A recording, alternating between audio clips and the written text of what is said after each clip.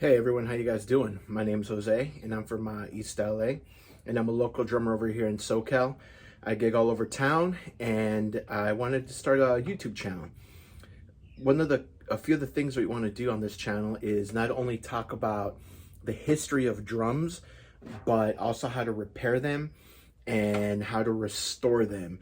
We'll cover the fails that I've had, we'll cover the successes that we had while we're restoring drums, and obviously we'll go into detail on what made each drum special. So if you like what you hear, please like and subscribe. All right, everybody, I'm gonna give you the short behind WFL.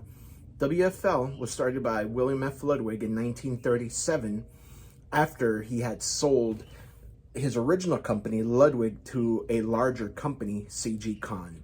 He didn't really like the way they were doing business, so he left and he started his own company. Once again, WFL, which stands for William F. Ludwig. In 1956, WFL released this model snare, which is at the time was known as the Barrett Deems. Eventually, in 1960, it was renamed to the Ludwig Jazz Fest. So, if you guys see a Barrett Deems snare for sale somewhere, just know that's the predecessor to the Jazz Fest. So now, this example is from about 1957 or 1958, and let me tell you a little bit about it, okay? So this is known as a Duco, which is dual color. It's blue and silver. It still has a lot of its original color, as you can see. You know, it's in pretty good shape. I got it for a really good deal because of that rash that you see there. As a gigging musician, and due to the high cost of musical instruments nowadays, I don't mind buying drums like that. As long as it doesn't affect the playability of the snare or drum, then, you know, I say go for it. You know, I play them all. They don't sit in, you know, on a wall being showcased. So once again, stuff like that doesn't bother me. So if it doesn't bother you, or even if it does, I'd say, hey man, buy them anyway. It's a fantastic player snare. Okay, so that being said, released, like I said, in 1956, the model was known as the Barrett Deems. Later on, it became the Jazz Fest. These are the 3-ply shells, which are mahogany, poplar mahogany.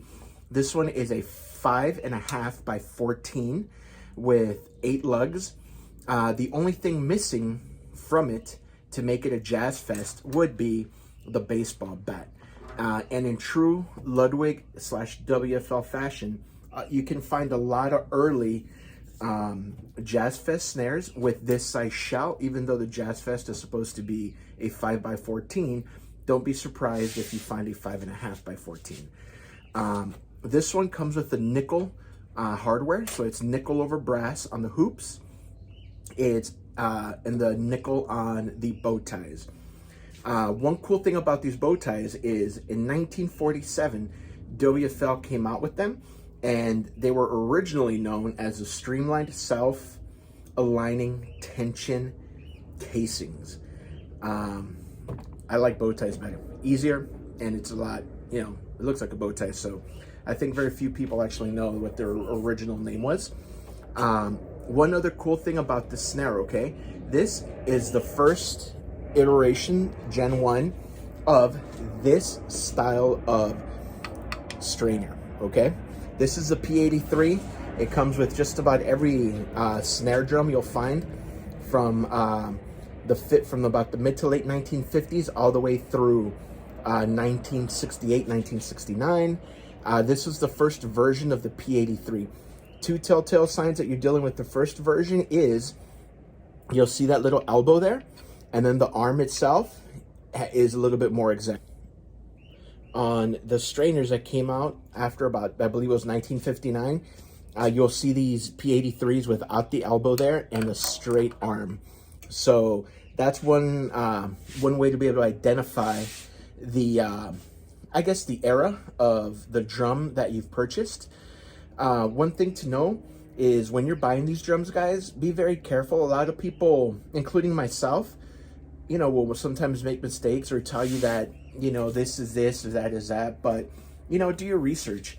Like I said, Ludwig was known for just putting anything on their drums that fit, whether it was labeled WFL, Ludwig, whether it was an older variation of parts. So, you know, whatever was in the bin is what went on. Okay, so back to the snare. This one has the WFL butt plate, also known as a P32. And if you are into making sure that all your stuff is period correct, one of the things that'll tell you is obviously you're gonna have flathead screws all over the place on these. They're a pain in the butt to deal with. The good thing is that you shouldn't be removing snares all the time, so once you tighten them down, you should be fine for a good while. These were not painted underneath, as you can see. Okay, so now guys, let me tell you something. The quirks about old vintage drums. You know, we all believe that they sound better, and I really do believe that, but if you look at the detail in a lot of these drums, you will notice like glue seepage, you will notice paint runs, you'll notice a lot of things that, you know, you're willing to overlook. If you were looking at a brand new DW or even a brand new Ludwig drum, you'd never see that. And if you did buy a new version of the Jazz Fest or a wood DW, and you saw what you see in these old vintage drums, I guarantee you take it back.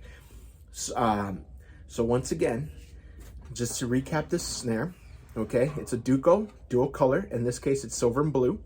It has a bow tie lugs, nickel over brass hoops, your P83 strainer, okay, your butt plate with the flathead screws and the WFL stamp on it. And that's it, guys. If you dug this little review of this vintage instrument, please like and subscribe. I will be doing about 10 or so different reviews on vintage drums from the early 50s all the way to about the early 70s. I will also be doing videos that will show us restoring drums, and, you know, once again, just going over what works for us, what hasn't worked for us, and hopefully you guys dig it. So once again, guys, please like and subscribe, and we'll see you at the next one.